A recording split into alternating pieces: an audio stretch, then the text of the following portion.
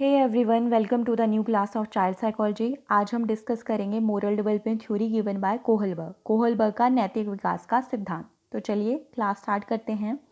Kohlberg कौन थे? Kohlberg एक अमेरिकन साइकोलॉजिस्ट थे जिनका पूरा नाम है लॉरेंस कोहलबर्ग, और इनकी जो मोरल डेवलपमेंट थ्योरी है इन्फ्लुएंस्ड है जीन पियाजे की मोरल डेवलपमेंट थ्योरी से। कोहलबर्ग की मोरल डेवलपमेंट थ्योरी हेल्पफुल है सोशलाइजेशन प्रोसेस में, क्योंकि इससे जो बच्चा है, जो अडल्ट है, नैतिक और अनैतिक चीज़ों के बारे में सीखता है, क्या सही है क्या गलत है, उसको इस चीज़ की नॉलेज होती है। और कोहलबर्ग ने क्या बोला कि जो बच्चे हैं या अडल्ट हैं वो क्या कर सकते हैं, इन लेवल्स के थ्रू एक लिस्टेड ऑर्डर में क्रॉस करेंगे। मतलब फर्स्ट लेवल से हम किस में जाएंगे, सेकेंड लेवल में, देन थर्ड लेवल में, एक सीक्वेंस में हम इन लेवल्स को क्रॉस करेंगे। ओके। तो जो कोहलबर्ग है उनकी मोरल रीजनिंग के 3 लेवल्स हैं। मतलब अगर क्वेश्चन आता है कि मोरल डेवलपमेंट थ्योरी के कितने लेवल्स हैं गिवन बाय कोहलबर्ग, तो 3 लेवल्स की बात की है उन्होंने, और स्टेजेस की बात करें तो 6 स्टेजेस दी हैं। लेवल्स कितने हैं? 3 लेवल्स, एंड स्टेजेस कितनी हैं? 6। ओके।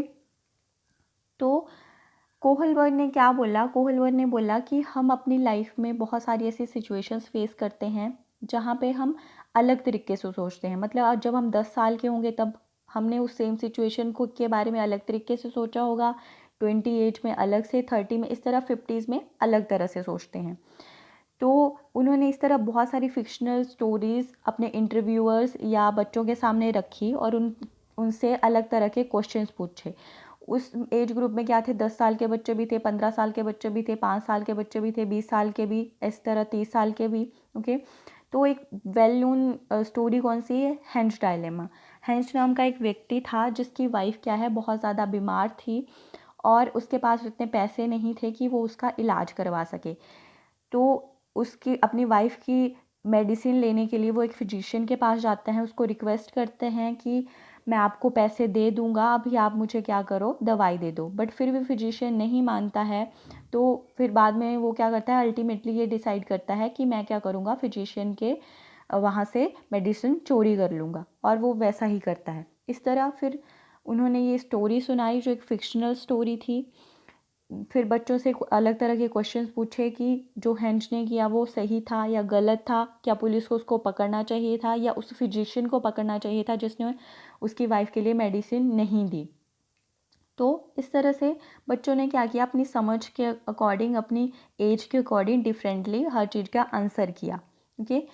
तो ये क्या है? मोरल डायलेमा है। मतलब एक तरह से क्या है, हम अपनी सोसाइटी की बात करें तो हमें सोसाइटी में सिखाया जाता है कि चोरी करना गलत बात है, बट साथ में ये भी है कि जिससे हम प्यार करते हैं, जैसे हैंज अपनी वाइफ से बहुत ज़्यादा प्यार करता है, तो उसके लिए अगर मेडिसिन नहीं प्रोवाइड करवाई जाती टाइम पे तो क्या होता, वो मर सकती थी। तो मतलब ये क्या है, एक डायलेमा है, एक दुविधा है कि चोरी करना गलत बात है, बट अगर मेडिसिन नहीं दी वाइफ को तो क्या हो सकता है, उससे उसकी जान भी जा सकती है। इस तरह की और भी बहुत सारी डिफरेंट थ्योरीज रखी कोहलबर्ग ने। ओके। तो इम्पॉर्टेंट क्या है, कौन सी वेल नोन थ्योरी है? हेंच डायलेमा, जहाँ पे व्यक्ति का नाम क्या था? हेंच था। कितने लेवल्स की बात की है कोहलबर्ग ने? 3 लेवल्स दिए हैं जिसकी 6 स्टेजेस हैं। किस लिए हेल्पफुल है ये थ्योरी? इम्पॉर्टेंट है सोशलाइजेशन प्रोसेस के महत्व से। और क्या करेंगे, हम इसको एक सीक्वेंस में क्रॉस करेंगे, इन लेवल्स को, इन स्टेजेस को। ओके। फिर क्या है, 3 लेवल्स कौन कौन से हैं मोरल रीजनिंग के या मोरल डेवलपमेंट थ्योरी के? Pre conventional, conventional and post conventional. Pre conventional की बात करें तो यहाँ पे किस बच्चों की बात होगी, जहाँ हम जो बच्चे हैं वो चाइल्डहुड स्टेज में हैं। कन्वेंशनल में कब हैं?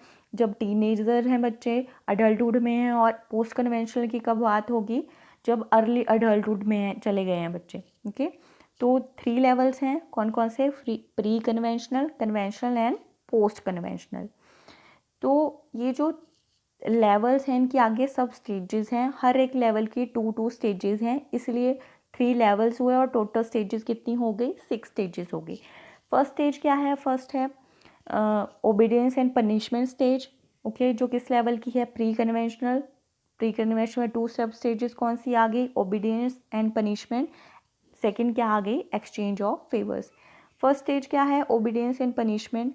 जब अर्ली चाइल्डहुड में बच्चे होते हैं क्या करते हैं कि बड़ों को ओबे करते हैं या पनिशमेंट की डर से कुछ काम करते हैं, इसलिए स्टेज को क्या बोला गया है, ओबीडियंस एंड पनिशमेंट स्टेज। अगर सेकंड की बात करें, सेकंड क्या आ गया, exchange of favours. Exchange of favours की बात करें तो ये लेटर चाइल्डहुड की बात है। इस एज में आप क्या करोगे, बच्चे को अगर बोलोगे कि मेरे लिए जाओ पानी लेके आओ, तो वो क्या करेगा, उससे एक्सचेंज में कुछ फेवर मांगेगा कि ठीक है मैं आपका ये काम कर दूंगा बट इसके बदले में मुझे क्या मिलेगा। तो यहाँ पे बच्चा क्या करता है, फेवर्स की डिमांड करता है। मतलब अगर वो आपका कुछ काम करेगा तो उसके फेवर में कुछ चाहिए उसको। जैसे बच्चे होते हैं क्लास में, वो अपने फ्रेंड को एक पेंसिल ऑफर कर रहा है, तो वो क्या करेगा, फेवर में कुछ उसको चाहिए कि मैं आप तुझे पेंसिल दे रहा हूँ तो मुझे चॉकलेट खाने को दे। इस तरह ये क्या है, लेटर चाइल्डहुड की स्टेज है जहाँ पे बच्चा क्या करेगा, exchange of favours. And obedience and punishment क्या है, अर्ली चाइल्डहुड, जहाँ पे बच्चा क्या करेगा, पनिशमेंट के डर से या बड़ों के डर से क्या करेगा, जो भी बड़े बोल रहे हो उस चीज़ को फॉलो करेगा। तो ये क्या आ गई, pre conventional. Okay, pre conventional level है, इसकी 2 स्टेजेस कौन सी आ गई, obedience and punishment, and second क्या, एक्सचेंज ऑफ फेवर्स।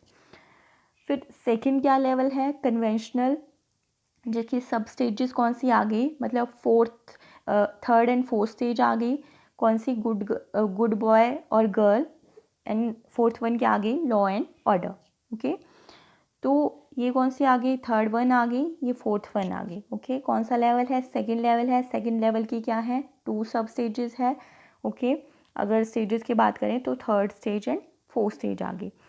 तो ये यहाँ पे क्या करेगा, जैसे टीनेजर है बच्चा या अर्ली अडल्टहुड में है, तो वहाँ पे बच्चों को क्या होता है, गुड बॉय या गर्ल वाली इमेज को वो शो करना चाहता है। जैसे घर पे गेस्ट आते हैं तो बच्चे क्या करेंगे इस एज में, उन गेस्ट के सामने बहुत अच्छा बिहेव करेंगे कि उससे क्या करें, जो गेस्ट हैं बच्चे की प्रेज़ करें कि आपका बच्चा तो बहुत अच्छा है। वैसे क्लास में क्या करेगा, क्लास में बच्चा बहुत अच्छी तरह से बिहेव करेगा, जो टीचर बोलेगा उस चीज़ को फॉलो करेगा, टाइमली होमवर्क करेगा। ओके, दूसरों के साथ लड़ाई झगड़ा नहीं करेगा। क्यों, क्योंकि उसको क्या करना है, टीचर के सामने अपनी गुड बॉय या गर्ल वाली इमेज बनानी है कि इससे क्या मिले, बच्चे को प्रेज़ मिले। फिर फोर्थ स्टेज की बात करें, लॉ एंड ऑर्डर, ये कब आ जाती है, जैसे 90s या 20s में, जब बच्चा क्या है, अडल्टहुड में एंटर कर रहा है। लॉ एंड ऑर्डर से क्या मतलब हुआ कि एक रूल है, जैसे हमें क्या करना है, हमें चोरी नहीं करनी है। चोरी करना गलत बात है, इससे क्या हो सकती है, आपको पनिशमेंट मिलेगी, आपको जेल जाना पड़ सकता है। तो हम क्या करेंगे, उस लॉ एंड ऑर्डर को फॉलो करेंगे कि ये गलत बात है, अगर हम ये करेंगे तो उससे हम रूल ब्रेक कर रहे हैं। ओके, तो ये कौन सी एज में आ गई, जब बच्चा क्या कर रहा है, अभी अडल्टहुड में एंटर कर रहा है। और गुड बॉय और गर्ल वाली इमेज कब आ गई, जब बच्चा टीनेजर है, ओके, या अर्ली अडल्टहुड में है, एडोलसेंस में है।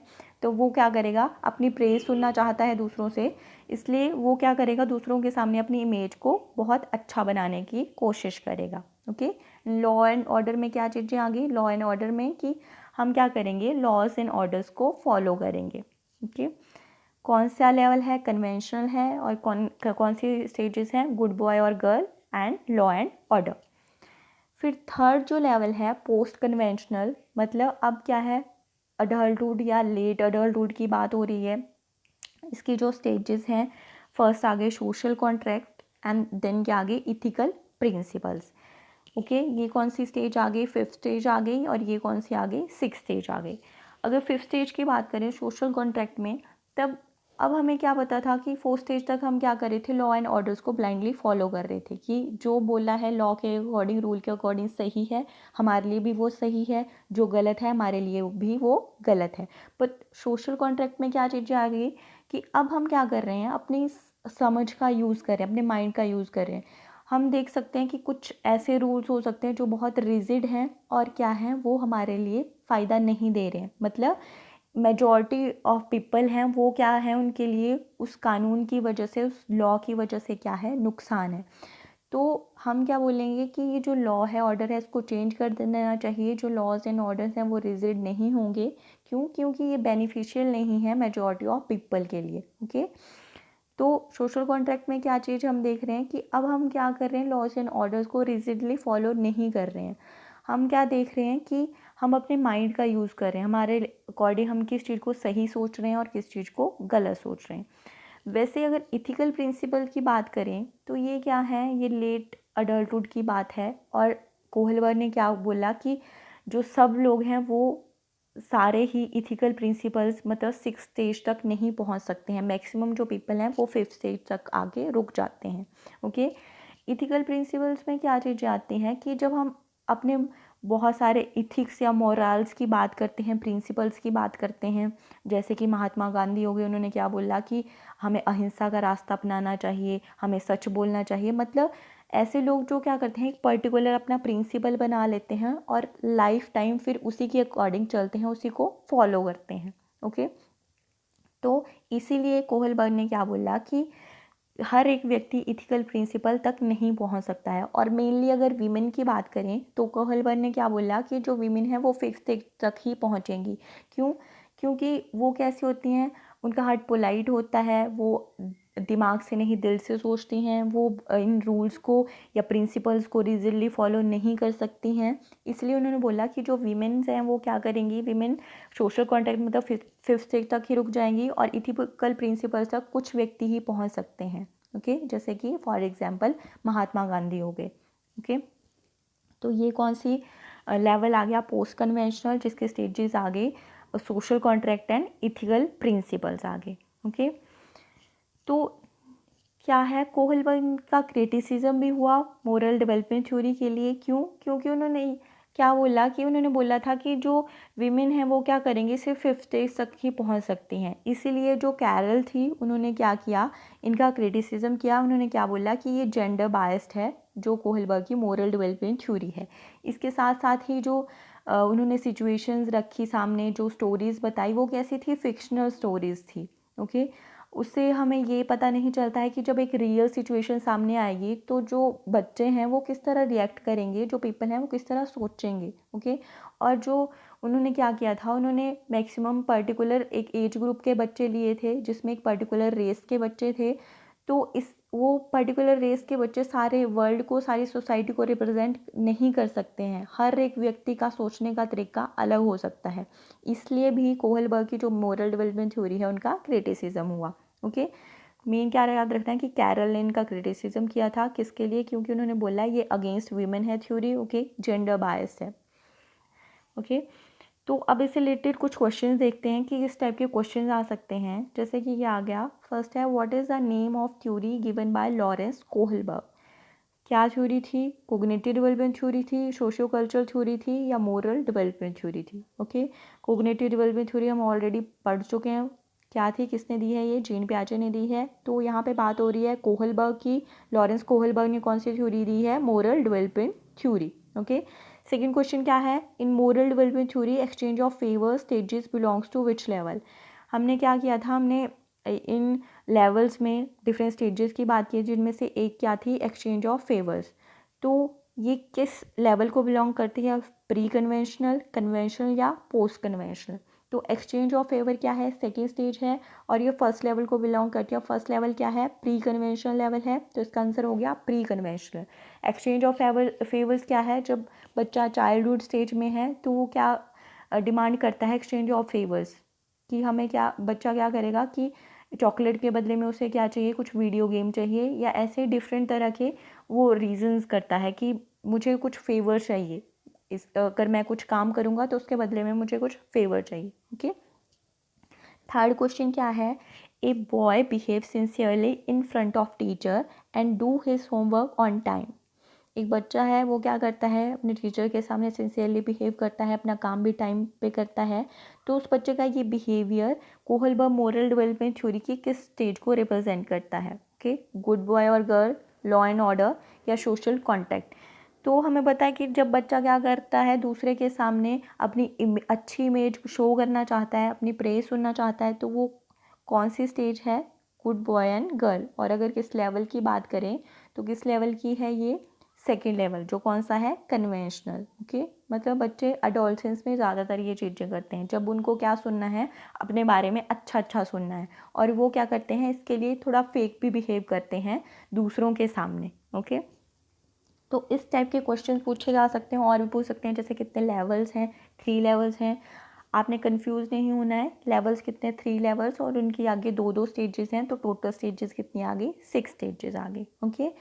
मोरल डेवलपमेंट थ्योरी, नैतिक विकास का सिद्धांत किसने दिया है, लॉरेंस कोहलबर्ग ने दिया है। और ये थ्योरी है ये किससे इन्फ्लुएंस थी, जीन पियाजे की मोरल डेवलपमेंट थ्योरी से।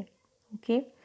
और ये क्या करते हैं, इम्पॉर्टेंट किस व्यू से है, क्योंकि ये सोशलाइजेशन प्रोसेस में हेल्पफुल है, moral development theory given bye Lawrence Kohlberg. और इसका क्रिटिसिज्म हुआ क्योंकि थ्योरी कैसी थी, जेंडर बायस थी। जो सैम्पल्स थे, जिन बच्चों पे ये थ्योरी टेस्ट की थी कोहलबर्ग ने, वो क्या थे, एक पर्टिकुलर रेस को बिलोंग करते थे। ओके। और किसने क्रिटिसिज्म किया इनका, कैरल ने। ठीक है। तो ये क्या हो गए, लेवल्स हो गए, pre conventional, conventional and post conventional, और इसकी सब स्टेजेस हो गए, टोटल 6 स्टेजेस हो गए। ओके। तो that's all for today. Thank you for watching.